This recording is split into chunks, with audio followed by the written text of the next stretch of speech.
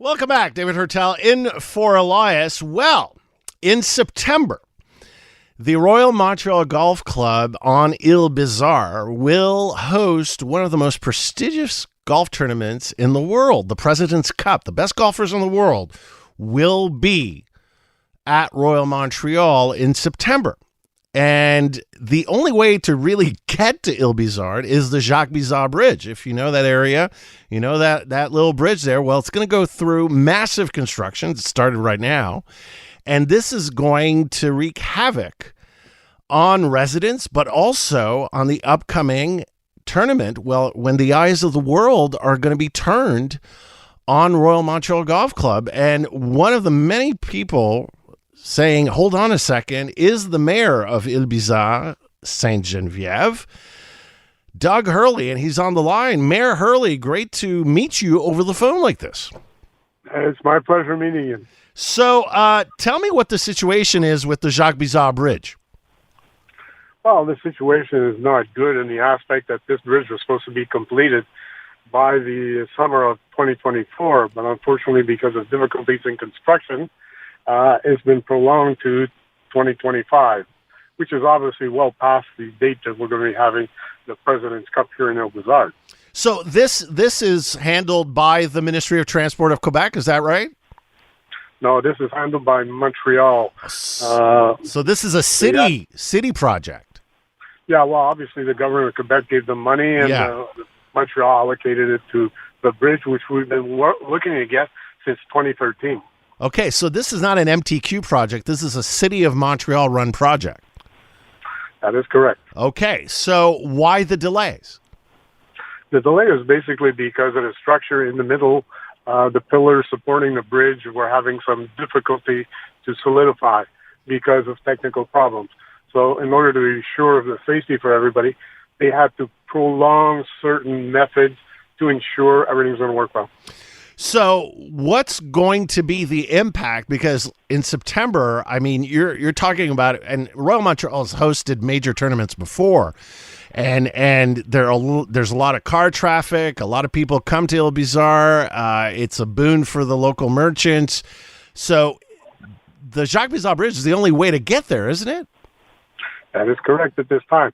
You also have the possibility of taking the ferry from Laval to Montreal, but they're limited to 6 cars every time they cross. Yeah, so that's not feasible for a major tournament like that. So, no, not at all. I mean, what would you like to see happen? Well, I've had experience in the tournaments because I've been a resident of Île-Bizard for well over 37 years, and it's not the first tournament we've had here. The one thing that is different is the fact that we have a major hindrance, which is the bridge. So some of the guarantees I have to get to make sure that things are going to work. No construction on the bridge during that particular time period, meaning 3 lanes that we have will be fully functional. So that part is settled. What is not settled is the question of how we're going to explain that 18,000 people on the island of Île-Bizard will accommodate an additional 30,000 people per day for a 6-day period. Wow. And that is a major problem. Now, I've only come into power since elected late December, the 22nd, confirmed in office. Right. But when I started listening to the committees talking about what they're planning, I'm saying, whoa, you're trying a new fashion in question of filtration, meaning everyone coming on the island of Île-Bizard during that time period is supposed to have a vignette or some type of paper with a QR code. Do you have any idea how this is going to complicate traffic? So we're working on that aspect. You got to think, even if you decide to go that route, how do you get these things to the citizens? How do we get these things to the families of the citizens that are coming to visit them? We got residences here. The kids want to go see their parents. I got 2 other major golf courses that have regular business, and I have all my commercial outlets have been suffering since the bridge is being built, anywhere between 25 and 45 less income. So, yes, it's definitely a problem to be looked at. So, after explaining these initial points of view to the group that's been handling it, we're in the process of modifying certain aspects. How it's going to finish, we'll know before this month is over. When you say you're speaking to the group, who are you talking to? Is it bureaucrats at City Hall, elected officials? Who are you dealing with to try to find a solution here? Well, they're not elected officials, but they are groups that work for the city department, including the Montreal Police Department, including the fire department. There are different points of view. There's a complication there, but I'm sure we can find the solutions as we had in the past. Mm-hmm. But this is the project I have to be at the top of my priority list right now to get this done well in advance, because the initial project they were looking at was only going to cost the city about $500,000. Mm-hmm. They're now going over $3 million with the things they've added. Six times the original cost. Yeah, well, really. And I told them when I came into power, do not expect the public to pay for a private event. And does that come from your borough coffers? Well, that's a good question, because that hasn't been completely explained. In principle, the way it has been explained, partial comes from my coffers, which I don't have the budget for, and mostly should be coming from Montreal, who will then itemize the things and pass it on to the PGA. Wow. So you can see it's a financial problem in the way it's being settled. But one thing that you can be sure of, my borough will not be paying a cent. So here we are in June. The tournament's in September. You just said, 18,000 residents and merchants on the island. You're going to get 30,000 visitors a day during the tournament in September, from September 24th to 29th.